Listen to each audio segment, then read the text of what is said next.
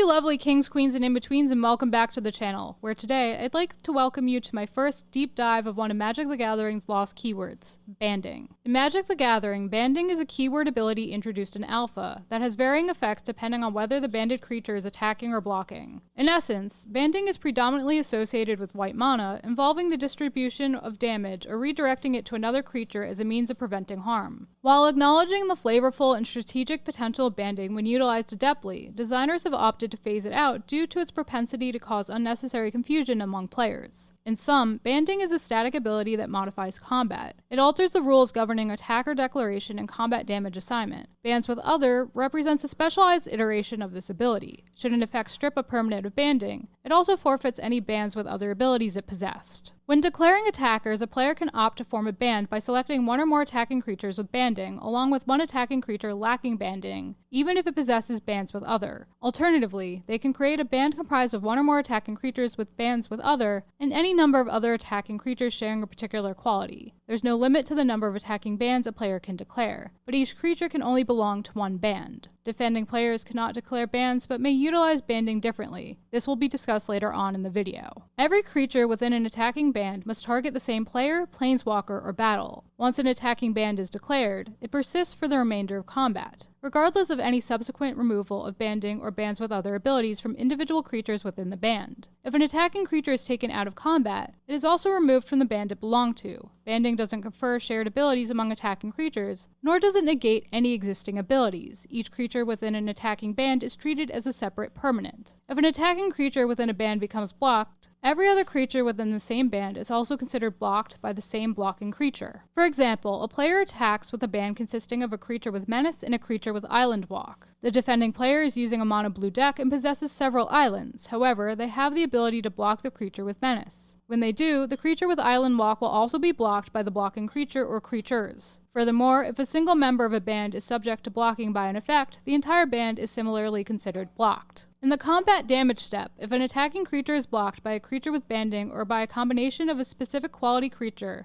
with bands with other quality and another quality creature, the defending player assumes control over how the attacking creature's damage is allocated. They have the authority to distribute the combat damage among any creatures blocking the attacking creature as they see fit. In the combat damage step, if a blocking creature is blocking a creature with banding, or both a specific quality creature with bands with other quality, and another quality creature, the active player, instead of the defending player, determines how the blocking creature's damage is distributed. The active player has the discretion to divide the combat damage among any creatures. The blocking creature is blocking as they wish. Now that you know more about traditional banding in Magic the Gathering and how it works, I want to take a few moments to discuss the bands with other variant. Prior to the Magic 2010 rules update, banding was limited to interacting with creatures of a specific quality, such as those sharing a certain name. It was among the most perplexing abilities in the game, as it didn't allow banding with creatures of the designated type, but instead only permitted banding with creatures possessing the same bands with other ability or standard banding. This confusion stemmed from a rule within banding mechanics that wasn't addressed when introducing bands with other. Only one non-banding creature could form a band, and the phrase "with other legends," while flavorful, was not recognized by the rules that existed at the time. There are 8 cards in the Legend set featuring bands with other, in their card text, yet none possess the actual bands with other ability. The only creature card ever printed with the bands with other ability is Old Fogey from the Unhinged set. Additionally, 5 land cards with banding can grant the ability to legendary creatures. 1 creature can generate tokens with the ability, Master of the Hunt, and 2 cards can revoke the ability, Shelkin Brownie and Tolaria. A bit more on attacking and blocking to solidify your understanding. A group of attacking creatures with banding can combine with one attacking creature lacking banding. The defending player must decide whether to block the entire band or leave it unblocked. If a blocking creature is capable of blocking any single creature within the band, it can block the entire band. For example, a creature possessing banding joins the attack and bands with another creature possessing flying. The opposing player now has the option to block the entire band with Kodama of the West Tree. Furthermore, when an attacking creature with banding is blocked, the attacking player determines how damage from the blocking creatures is allocated. During blocking, if at least one creature blocking an attacker possesses banding, the defending player gains the ability to dictate how the creature blocked by the one or ones with banding assigns combat damage. This contrasts with the standard rule where the attacking player typically makes this decision for their attacking creatures. There are a handful of cards that grant banding. Examples include Fortified Area, which gives walls you control +1/+0, and banding and Helm of Chatzuk, which allows you to pay 1 colorless mana and tap it to grant a target creature banding until end of turn. Banalish Hero is a white human soldier with banding,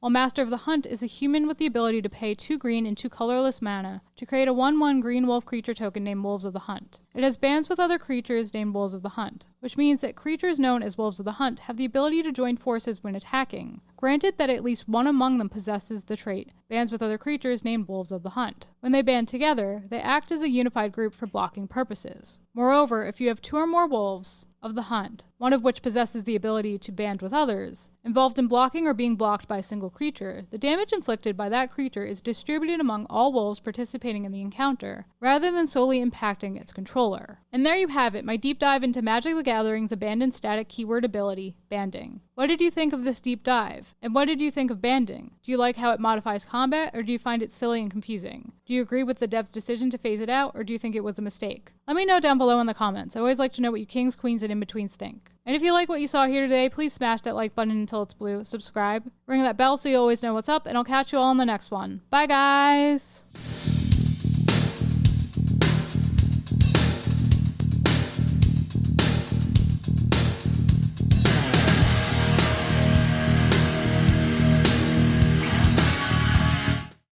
Hi, Tisha Valenza, aka Poison Ivy, and you've just been watching King's Entertainment Reviews. Don't forget to like, subscribe, and watch.